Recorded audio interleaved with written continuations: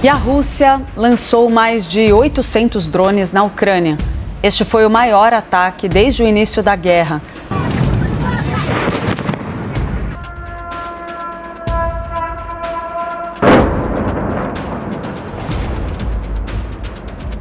O presidente Vladimir Putin ordenou o maior ataque aéreo desde o início da guerra, lançando mais de 800 drones e mísseis contra a Ucrânia. Pela primeira vez, um prédio do governo em Kiev foi diretamente atingido, deixando civis mortos, entre eles uma criança de apenas 6 anos. Mas o que parecia um golpe devastador acabou se transformando em um erro estratégico colossal. Poucas horas depois, a Ucrânia iniciou uma vingança implacável, atingindo refinarias de petróleo, oleodutos e depósitos militares dentro da própria Rússia. Putin queria espalhar o medo em Kiev, mas acordou no dia seguinte, com o caos tomando conta das ruas de Moscou e filas de combustível em várias cidades russas. Hoje, no Ótica Militar, você vai entender o que realmente aconteceu nesse ataque histórico, como a Ucrânia conseguiu virar o jogo e por que essa escalada pode mudar completamente os rumos da guerra. Era domingo, 7 de setembro de 2025, às 6 horas e 6 minutos da manhã. Os moradores de Kiev começavam sua rotina quando o céu se encheu de drones russos. Mas não eram apenas alguns drones. Era uma onda coordenada com mais de 800 drones kamikazes e mísseis de diferentes tipos. Entre eles, mísseis Iskander e projéteis balísticos de longo alcance. O alvo principal não era militar, mas psicológico. Explosões sacudiram edifícios residenciais, incendiaram bairros inteiros e deixaram mais de 40 civis feridos. Entre as vítimas fatais estavam uma mãe e seu filho pequeno, mortos pela pressão de uma das explosões. Mas o ponto mais simbólico foi outro.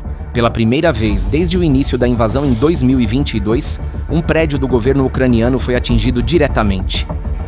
O edifício que abriga parte do gabinete de ministros ficou em chamas no coração político de Kiev. Era uma mensagem clara de Putin a Zelensky: nenhum lugar está seguro. Por trás desse ataque brutal havia mais do que apenas uma demonstração de força. Segundo analistas militares, o Kremlin buscava quebrar a moral ucraniana em um momento crítico.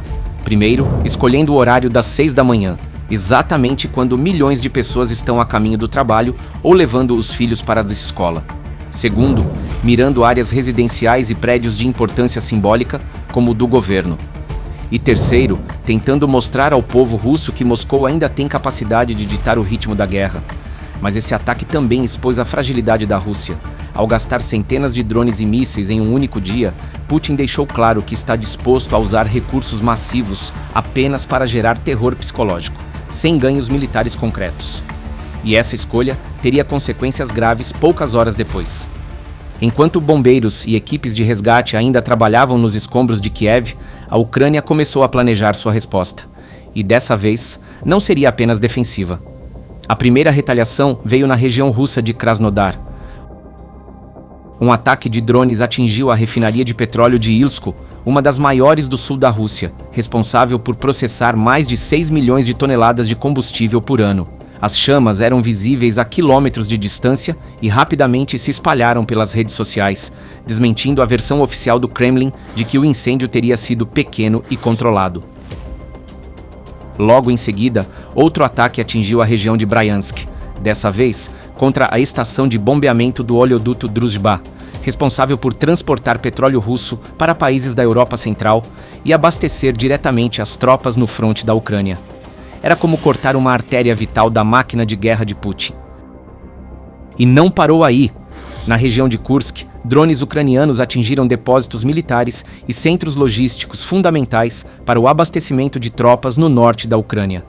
Em apenas algumas horas, a Ucrânia havia atingido 3 alvos críticos: produção de combustível, Krasnodar; transporte de combustível, Bryansk; logística militar, Kursk. Enquanto Moscou destruía apartamentos civis em Kiev, Kiev destruía a capacidade real de guerra da Rússia. Esses ataques ucranianos não foram isolados. Eles fazem parte de uma campanha que começou semanas atrás, com o objetivo de estrangular economicamente a Rússia. De acordo com especialistas ocidentais, entre 20% e 27% da capacidade de refino russa já está fora de operação por causa de ataques de drones ucranianos. E o problema para Putin é que, devido às sanções internacionais, Moscou não consegue comprar rapidamente as peças necessárias para reparar as refinarias danificadas. O resultado é devastador. Filas enormes em postos de gasolina de várias cidades russas. Пиздец.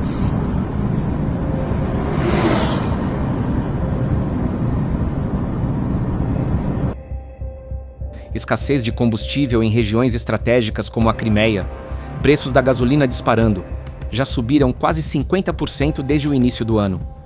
Essa crise começa a corroer o contrato social russo, no qual a população aceitava o silêncio político em troca de estabilidade econômica.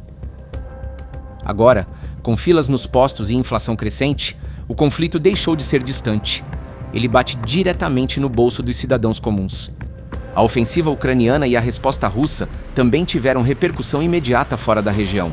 Após o bombardeio em Kiev, o presidente norte-americano Donald Trump afirmou estar pronto para impor uma nova rodada de sanções contra Moscou. Possivelmente sanções secundárias, que poderiam punir países como Índia e China caso continuem comprando petróleo russo. Isso criaria uma verdadeira tempestade perfeita para a economia de Putin. De um lado, a Ucrânia cortando fisicamente a capacidade de produção de combustível, de outro, os Estados Unidos e seus aliados restringindo o acesso de Moscou ao mercado internacional. Ao mesmo tempo, a Ucrânia revelou estar pronta para usar uma nova arma, o míssil de cruzeiro Flamingo, com alcance de 3.000 quilômetros, ogiva de 150 quilos e produção prevista de até 200 unidades por mês. Essa arma dá a Kiev a capacidade de atingir qualquer infraestrutura crítica dentro da Rússia europeia, de refinarias a bases militares. Se confirmada essa capacidade, Putin enfrentará um inimigo com poder de fogo autônomo, fora do controle das limitações impostas pelo Ocidente. O que vimos nos últimos dias deixa uma coisa clara. A guerra na Ucrânia entrou em um novo patamar.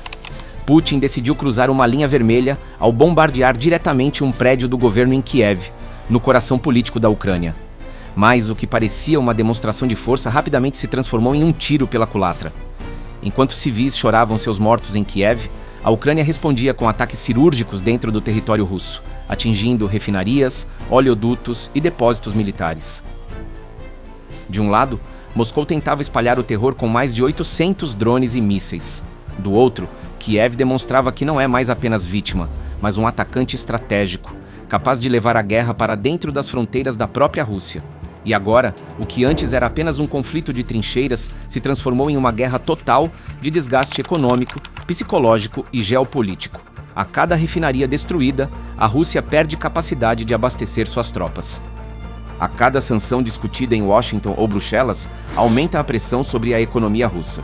E a cada novo ataque, cresce a possibilidade de que países como China e Índia tenham que escolher entre apoiar Putin ou proteger seus próprios interesses. No fim das contas, a pergunta que fica é simples e inquietante.